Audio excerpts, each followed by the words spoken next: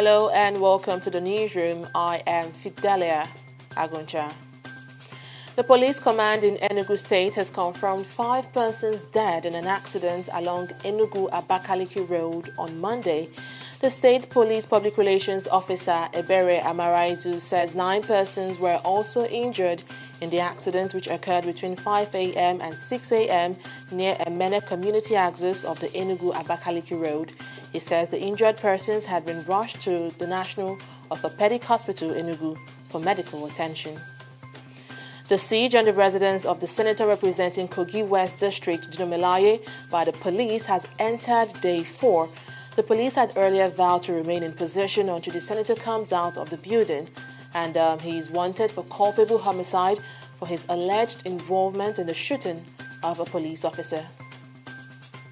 Well, following the failure of the federal government to find a lasting solution to the lingering strike by public university lecturers, the Independent National Electoral Commission (INEC) has decided to hold a meeting with the Lecturers Union, that is the Academic Staff Union of Universities (ASU), on January 4 ahead of the 2019 polls. The national president of ASU, Biodun Ogunyemi, says the major reason for the meeting is for the union to assist the electoral body in the forthcoming election. Well, 2 people have been killed with about 35 others injured in a bomb explosion that went off outside a shopping mall in the southern Philippine city of Cotabato. Now, a female street vendor and 1 man were killed, while many of the wounded were shoppers buying goods for the traditional New Year festivities. Officials say 3 of the wounded are in critical condition. A top Republican has said U.S. President Donald Trump remains committed to defeating Islamic State in Syria despite his plan to withdraw U.S. troops. Senator Lindsey Graham suggested the withdrawal had been slowed and has now reassured of President Trump's commitment after meeting him on Sunday. Now, Trump's troop pullout plan was met by strong condemnation from major allies and senior Republicans like Graham. The White House has yet to comment on Mr. Graham's remarks.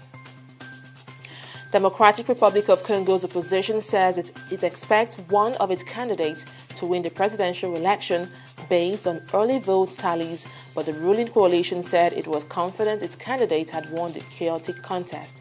The competing claims followed a disorderly election on Sunday, in which many Congolese were unable to vote due to an Ebola outbreak, conflict, and logistical problem.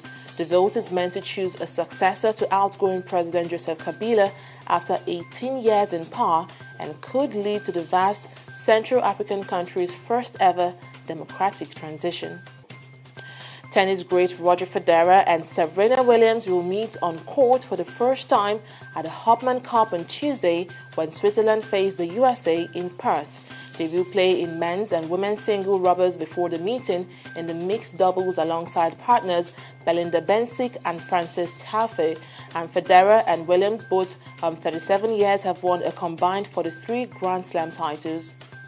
Struggling League One club Dijon on Monday sacked Oliver Dalloglio as coach after more than 6 years at the club.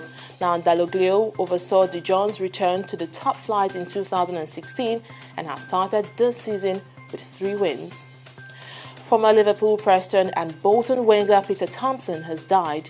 He was 76 years old.